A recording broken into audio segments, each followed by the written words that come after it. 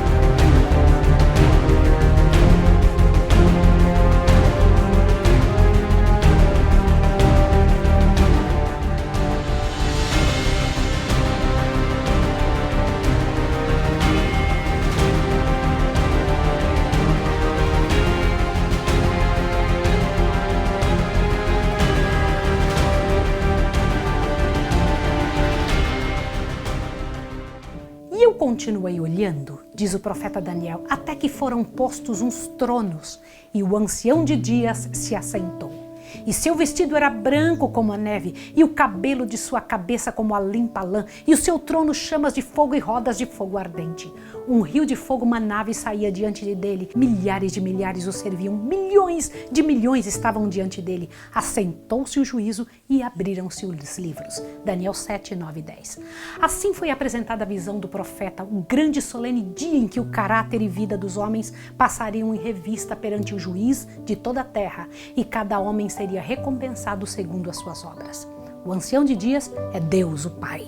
Diz o salmista, antes que os montes nascessem, ou que tu formastes a terra e o mundo, sim, de eternidade a eternidade, tu és Deus. Salmos 90, verso 2. É Ele, fonte de todo ser e de toda lei, que deve presidir o juízo, e seus santos anjos, como ministros e testemunhas, em número de milhares e milhões de milhões, assistem a este grande tribunal. E eis que vinha nas nuvens do céu um como filho do homem, e dirigiu-se ao ancião de dias, e o fizeram chegar até ele, e foi-lhe dado todo o domínio e honra e o reino, para que todos os povos, nações e línguas o servissem. O seu domínio é um domínio eterno, que não passará. Daniel 7, 13 e 14.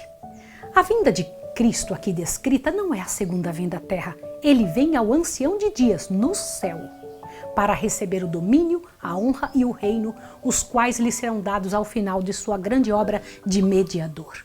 É essa vinda e não seu segundo advento à terra que foi predita na profecia como devendo ocorrer ao terminarem os 2.300 dias, em 1844.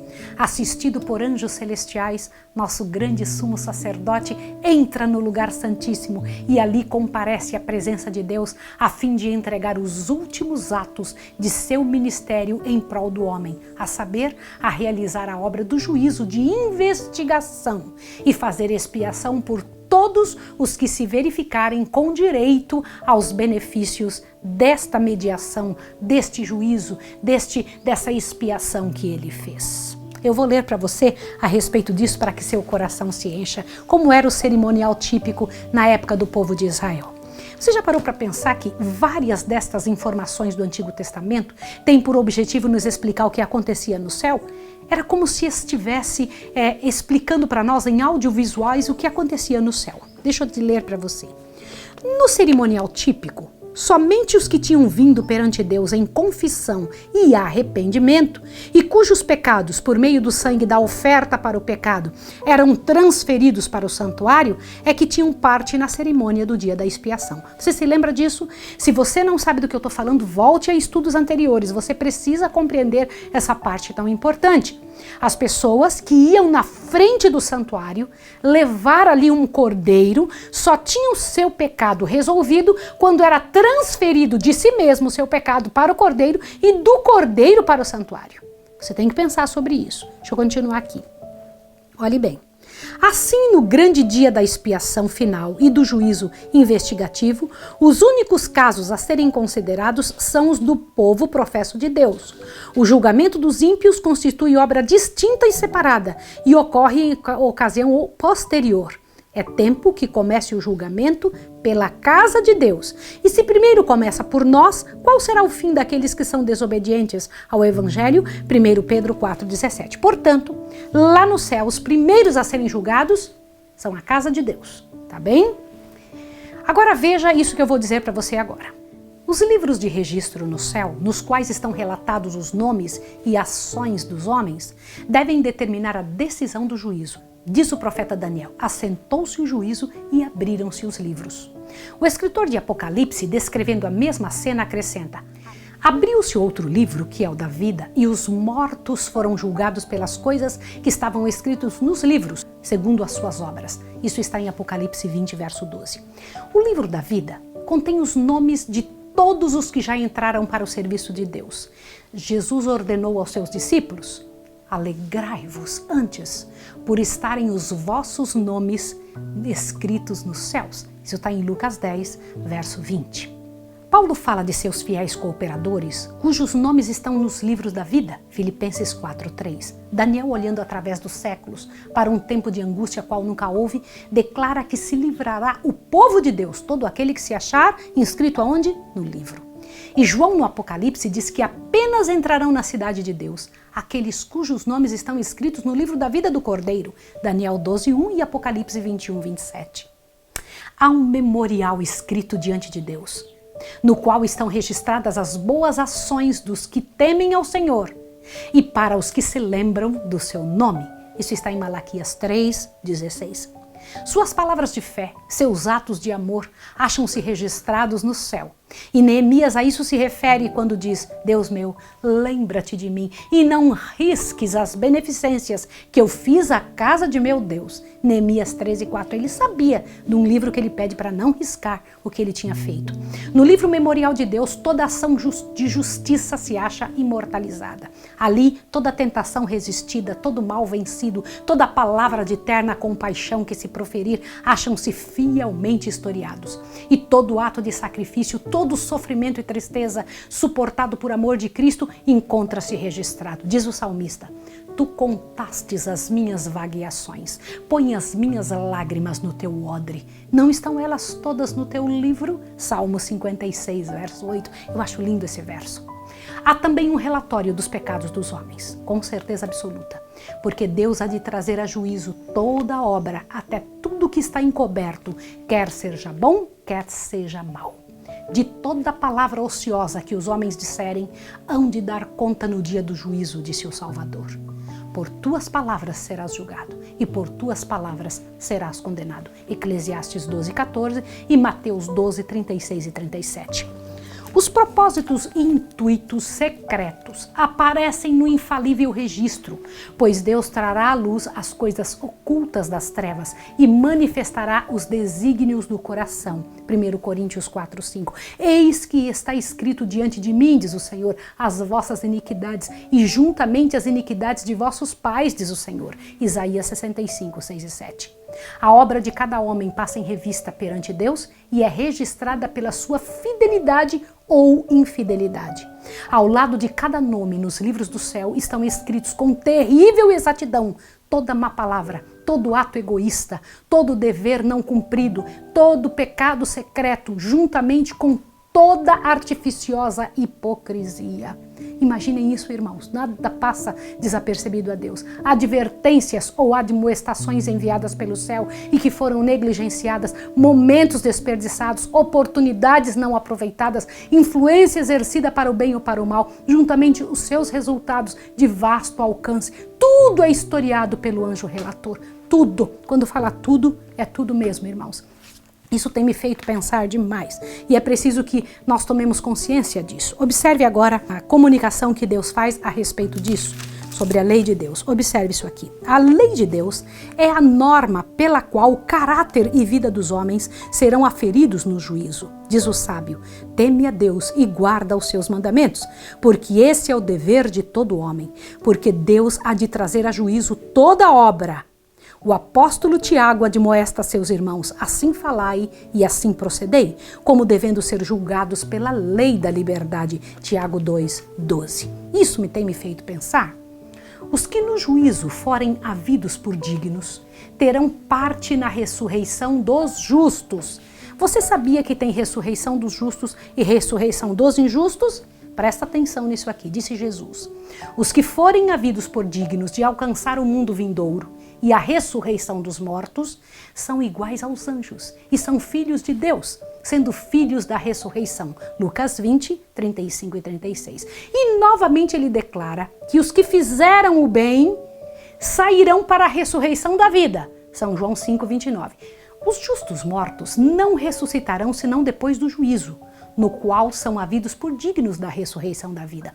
Consequentemente, não estarão presentes em pessoa no tribunal em que seus registros são examinados e decidido o seu caso.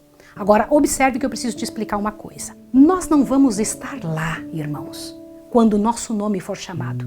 Quem é que aparece por nós? O nosso advogado. Quando o nosso nome é chamado, Jesus se apresenta. Aqui estou eu, Pai. O teu nome, quando o teu nome for chamado, é Jesus quem aparece quando o seu nome é chamado. Por quê? Porque você o aceitou como seu salvador pessoal. Então Jesus pode representá-lo diante de Deus. Na hora do julgamento, Deus, ao te chamar, é Jesus em quem aparece e diz: meu sangue, meu Pai. Eu acho isso tremendo, não é?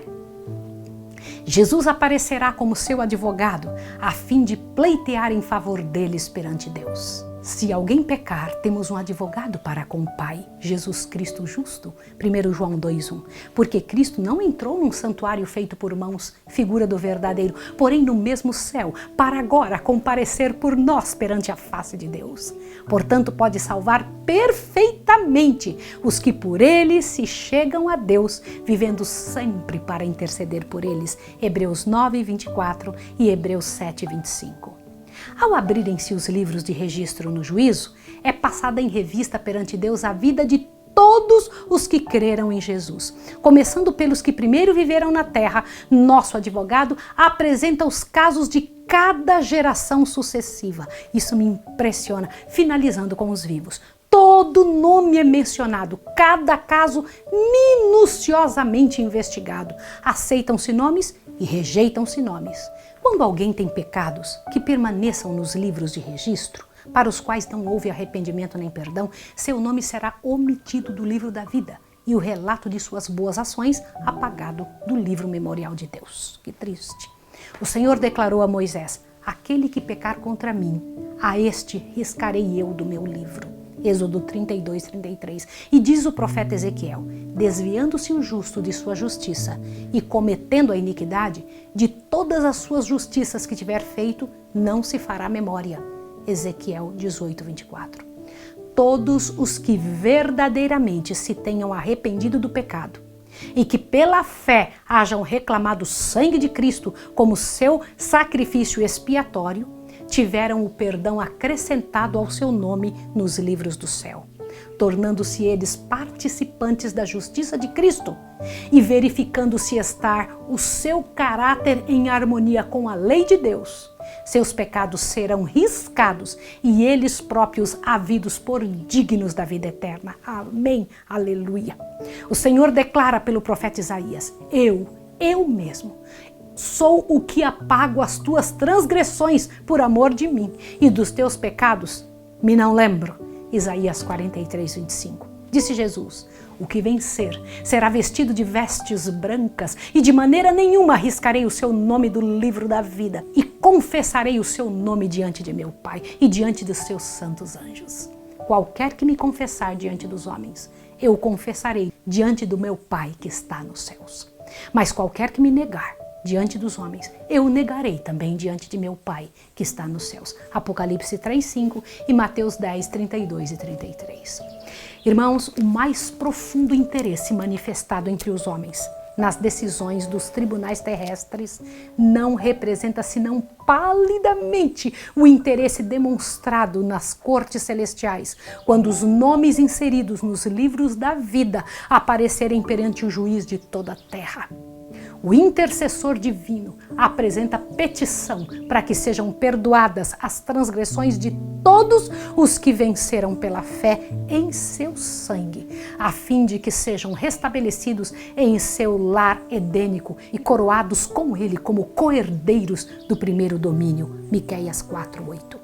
Satanás, em seus esforços para enganar e tentar a nossa raça, pensara frustrar o plano divino na criação do homem. Mas Cristo pede agora que este plano seja levado a efeito, como se o homem nunca tivesse caído. Pede para seu povo não somente perdão e justificação, amplos e completos, mas participação em sua glória e assento sobre o trono. Aleluia, Senhor, que coisa gloriosa, que coisa linda, perfeito, perfeito, muito lindo, não é? Você fica feliz com isso? Eu fico muito feliz. Enquanto Jesus faz a defesa dos súditos de sua graça, Satanás acusa-os diante de Deus como transgressores. O grande enganador procura levá-los ao ceticismo, fazendo-os perder a confiança em Deus, separar-se de seu amor e violar sua lei. Agora aponta para o relatório de sua vida, para os defeitos de caráter e dessemelhança com Cristo que desonram o seu Redentor, para todos os pecados que ele tentou acometer e por causa disso os reclama como súditos seus. Imagina isso? Enquanto Jesus tentando nos livrar, Satanás tentando nos acusar, apontando os erros que cometemos. Jesus não lhes justifica os pecados, mas apresenta o seu arrependimento e fé. E reclamando perdão para eles, ergue as mãos feridas perante o Pai e perante os santos anjos, dizendo: conheço-os pelo nome, gravei-os nas palmas de minhas mãos. Os sacrifícios para Deus são um espírito quebrantado e um coração quebrantado e contrito não desprezarás, ó Deus. Salmo 51:17. E ao acusador de seu povo ele declara: o Senhor te repreende, ó Satanás. Sim, o Senhor que escolheu Jerusalém te repreende. Não é esse um tição tirado do fogo? Zacarias 3:2. Irmãos, nunca essas palavras foram tão importantes para mim. Cristo vestirá seus fiéis com sua própria justiça, para que os possa apresentar a seu Pai como igreja gloriosa, sem mancha, nem ruga, nem coisa semelhante. Efésios 5:27. Seus nomes permanecem registrados no livro da vida e está escrito com relação a eles: comigo andarão de branco, porquanto são dignos disso. Apocalipse 3:4. Assim se realizará o cumprimento total da promessa do novo concerto. Qual foi essa promessa? Ouça agora e encha seu coração. Porque lhes perdoarei a sua maldade e nunca mais me lembrarei dos seus pecados. Naqueles dias e naquele tempo, diz o Senhor, buscar-se-me-á a maldade de Israel e não será achada, e os pecados de Judá, mas não se acharão. Jeremias 31:34, Jeremias 50:20. Naquele dia, o renovo do Senhor será cheio de beleza e de glória, e o fruto da terra excelente e formoso para os que escaparem de Israel. E será que aquele que ficar em Sião e o que permanecer em Jerusalém será chamado santo. Todo aquele que estiver inscrito entre os vivos em Jerusalém. Isaías 4, verso 2 e 3. Que o Senhor nos ache como vivos, não é? Não é grandioso isso? A obra do juízo investigativo e a extinção dos pecados deve efetuar-se antes do segundo advento de Cristo. Visto que os mortos são julgados pelas coisas escritas nos livros, é impossível que os pecados dos homens sejam cancelados antes de concluído o juízo, em que seu caso deve ser investigado. Por isso, juízo investigativo. Mas o apóstolo Pedro declara expressamente que os pecados dos crentes serão apagados quando vierem os tempos do refrigério pela presença do Senhor. E ele enviará Jesus, Atos 3, 19 e 20. quando se encerrar o juízo de investigação. Por que investigação? Estão investigando nos livros. Cristo virá e seu galardão estará com ele para dar a cada um segundo for a sua obra. No culto típico, o sumo sacerdote, havendo feito expiação por Israel, saía e abençoava a congregação. Assim Cristo, no final de sua obra de mediador, aparecerá sem pecado para a salvação, Hebreus 9:28, a fim de abençoar com a vida eterna seu povo que o espera. Aleluia! Como o sacerdote, ao remover do santuário os pecados, confessava-os sobre a cabeça do bode emissário, semelhantemente Cristo porá todos esses pecados sobre Satanás, o originador e instigador do pecado. O bode emissário, você se lembra? Nós estudamos isso nas vezes passadas, é importante você lembrar. Se você não estudou, se você não viu essa parte, volte atrás, tá? O bode emissário, levando os pecados de Israel, será enviado à terra solitária. Levítico 16:22. De igual modo, Satanás, levando a culpa de todos os pecados que induziu o povo de Deus a cometer, estará durante 1000 anos circunscrito à terra, que então se achará desolada, sem moradores, e ele sofrerá finalmente a pena completa dos pecados nos fogos que destruirão todos os ímpios. Assim, o grande plano da redenção atingirá seu cumprimento na extirpação total e final dos pecados e no livramento de todos os que estiverem dispostos a renunciar ao mal. No tempo indicado para o juízo, final dos 2.300 dias, em 1844, iniciou-se a obra de investigação e apagamento dos pecados. Todos os que já professaram o nome de Cristo serão submetidos àquele exame minucioso. Tanto os vivos como os mortos devem ser julgados pelas coisas escritas nos livros, segundo as suas obras. Não esquece essa parte, tá bom? Mas pecados de que não houve arrependimento e que não foram abandonados não serão perdoados nem apagados dos livros de registro, mas ali permanecerão para testificar contra o pecador no dia de Deus. Ele pode ter cometido más ações à luz do dia ou nas trevas da noite, elas, porém, estavam patentes e manifestadas àquele com quem temos que nos haver. Anjos de Deus testemunharam cada pecado, registrando-os nos relatórios infalíveis. O pecado pode ser escondido, negado, encoberto ao pai, à mãe, à esposa, aos filhos e aos companheiros. Ninguém, a não ser os seus autores culpados, poderão saber, né?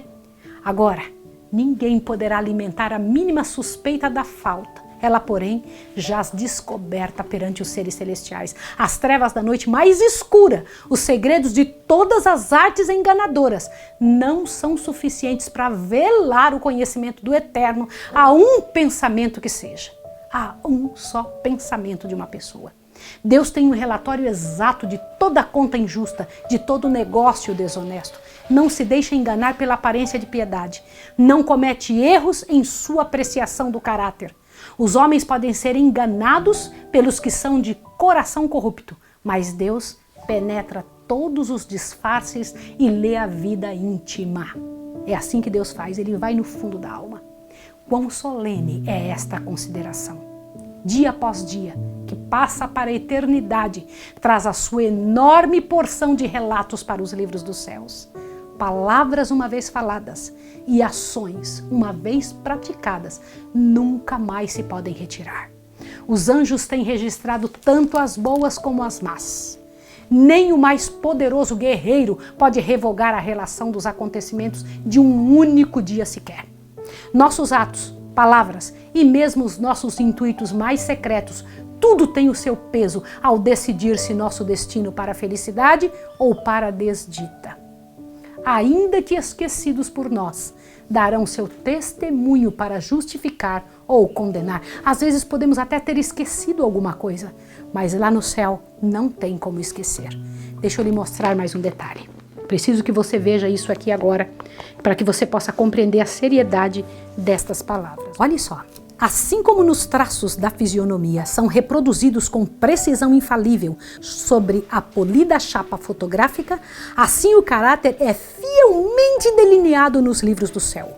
Todavia, quão pouca solicitude é experimentada com referência àquele registro que deve ser posto sobre o olhar dos seres celestiais. Se fosse possível, afastar o véu que separa o mundo visível do invisível e os filhos dos homens contemplassem um anjo registrando toda a palavra e ação que eles deverão novamente encontrar no juízo, quantas palavras que diariamente se proferem ficariam sem ser faladas e quantas ações sem serem praticadas. Ah, se nossos olhos vissem que de tudo que falamos e fazemos teremos que dar conta. No juízo será examinado o uso feito de cada talento. Como empregamos nós o capital que nos foi oferecido pelo céu? Receberá o Senhor a sua vinha, aquilo que é seu, com juros?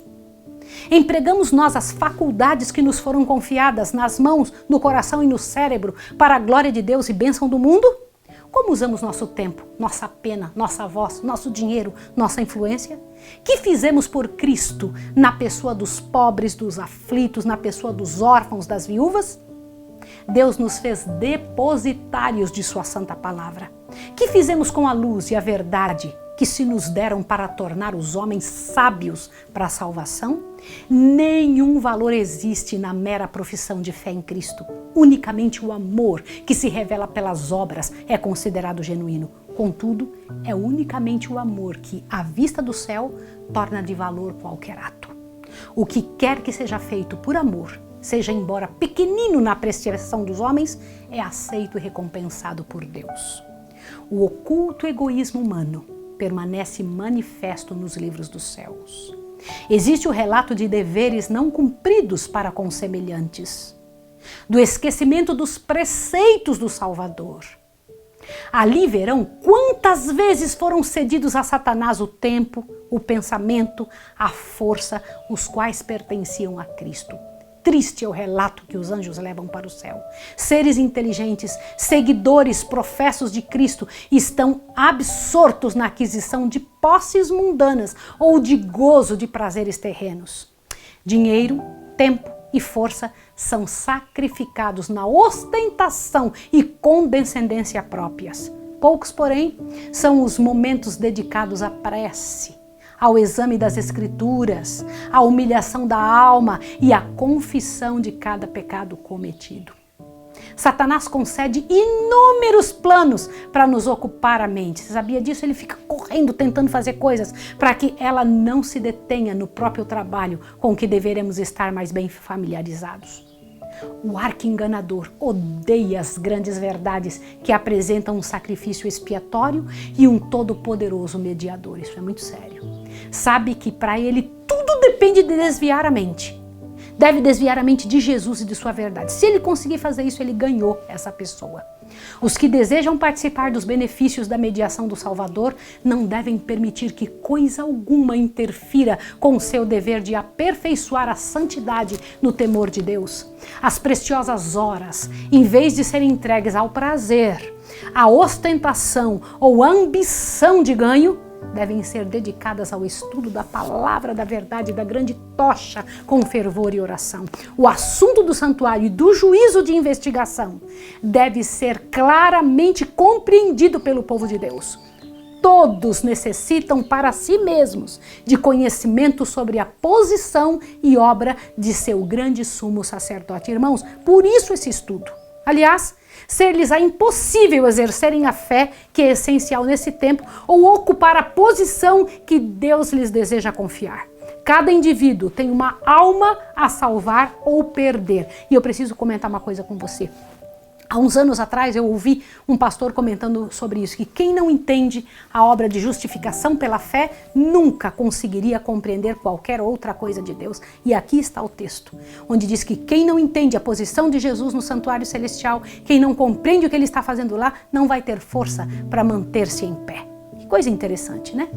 Cada indivíduo tem uma alma a salvar ou a perder, cada qual tem um caso pendente no tribunal de Deus, cada um há de defrontar face a face o grande juiz. Quão importante é, pois, que todos contemplem muitas vezes a cena solene em que o juízo se assentará e os livros se abrirão, e em que, juntamente com Daniel, cada pessoa deve estar na sua sorte, nos fins dos dias.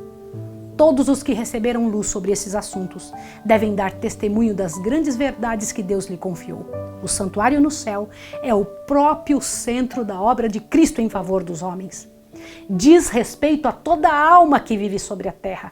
Patenteia-nos o plano da redenção, transportando-nos mesmo até ao final do tempo e revelando o desfecho triunfante da controvérsia entre a justiça e o pecado. Irmãos queridos, é da máxima importância que todos investiguem acuradamente estes assuntos e possam dar resposta a qualquer que lhe peça a razão da esperança que neles há. Isso é muito importante. Percebe, meu irmão, que a intercessão de Cristo no santuário celestial em prol do homem é tão essencial ao plano da redenção como foi sua morte sobre a cruz. Pela sua morte, iniciou essa obra, para cuja terminação ascendeu ao céu depois de ressurgir. Pela fé, devemos penetrar ao interior do véu, onde nosso precursor entrou por nós, Hebreus 6:20. Ali se reflete a luz da cruz do Calvário. Ali podemos obter intuição mais clara dos mistérios da redenção. A salvação do homem se efetua a preço infinito para o céu. O sacrifício feito é igual ao mais amplo requisito da violada lei de Deus. Jesus abriu o caminho para o trono do Pai e por meio de sua mediação pode ser apresentado a Deus o desejo sincero de todos os que a Ele se achegam com fé. Glória ao nome de Jesus. Olha só, agora presta atenção o que acontece com quem encobre as transgressões. Olha só o que o Senhor Deus diz. O que encobre as suas transgressões nunca prosperará, mas os que as confessa e deixa alcançará misericórdia. Provérbios 28:13. Se os que escondem e desculpam faltas pudessem ver como Satanás exulta sobre eles, como escarnece de Cristo e dos santos anjos pelo procedimento deles, apressar-se-iam a confessar seus pecados e deixá-los. Por meio dos defeitos de caráter, Satanás trabalha para obter o domínio da mente toda e sabe que se esses defeitos forem acariciados, será bem-sucedido. Portanto, está constantemente procurando enganar os seguidores de Cristo com seu fatal engano de que lhes é impossível vencer. Mas Jesus apresenta em seu favor suas mãos feridas, seu corpo moído e declara a todos os que desejam segui-lo: a minha graça te basta. Aleluia, louvado seja o nome de Deus. Amém. Tomai sobre vós o meu jugo e aprendei de mim, que sou manso e humilde de coração, e encontrareis descanso para as vossas almas, porque o meu jugo é suave e o meu fardo é leve. Ninguém, pois, considere incuráveis os seus defeitos. Deus dará fé e graça para vencê-los. Amém, aleluia. Vivemos hoje no grande dia da expiação. O cerimonial típico, enquanto o sumo sacerdote fazia expiação por Israel, exigia-se que todos afligissem em sua alma pelo arrependimento do pecado e pela humilhação perante o Senhor, para que não acontecesse serem extirpados dentre o povo. De igual modo, todos quanto desejem seja seu nome conservado no livro da vida, devem agora, nos poucos dias de graça que nos restam, afligir a alma diante de Deus em tristeza pelo pecado e em arrependimento verdadeiro. Deve haver um exame do coração profundo e fiel. O espírito leviano e frívolo, alimentado por tantos cristãos que se dizem cristãos, deve ser deixado. Há uma luta intensa diante de todos os que desejam subjugar as más tendências que insistem no predomínio. A obra de preparação é uma obra individual. Não somos salvos em grupos.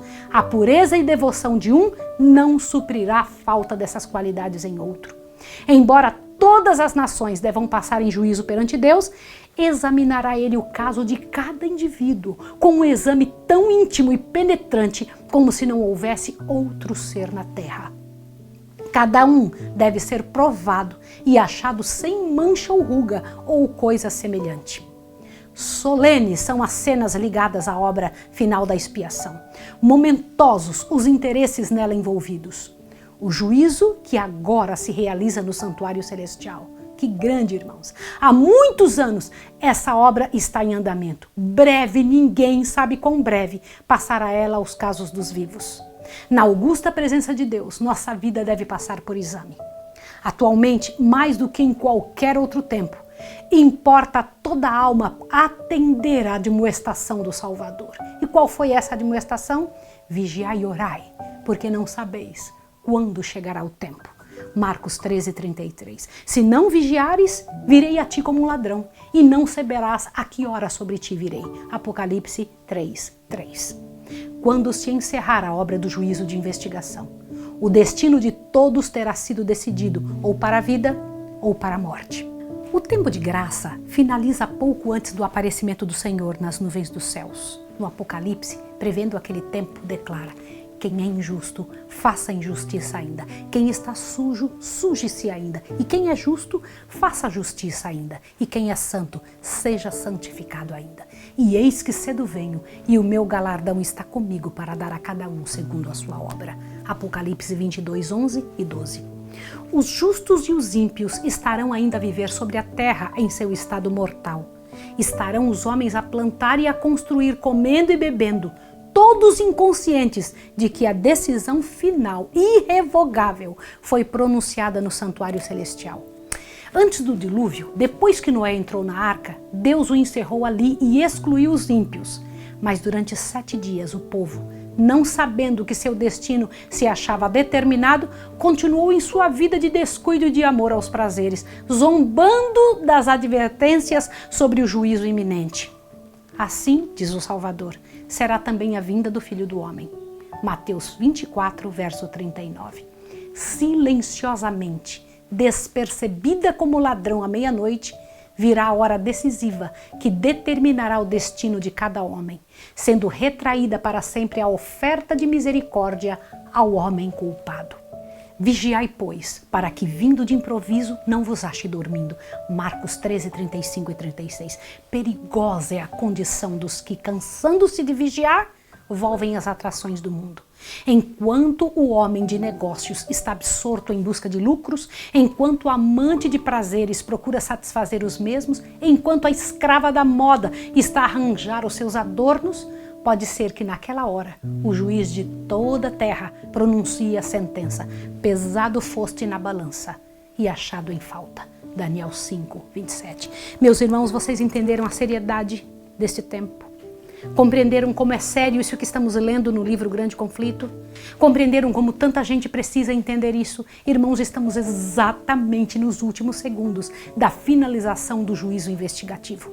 Chegou a hora de colocar a nossa vida em dia e hoje é o dia. Eu quero orar por você e por mim neste sentido. Querido Deus e amado Pai, tenha misericórdia de nós. Trabalhe conosco, Senhor, o máximo que Tu puderes, em nome de Jesus. Não permita que tenhamos paz até e termos entregue nossa vida nos Teus pés, nas Tuas mãos. Em nome do Senhor Jesus. Amém. Que Deus abençoe você e até amanhã, quando estudaremos juntos o capítulo número 29. Por que é que existe o sofrimento? Deus abençoe você e até amanhã.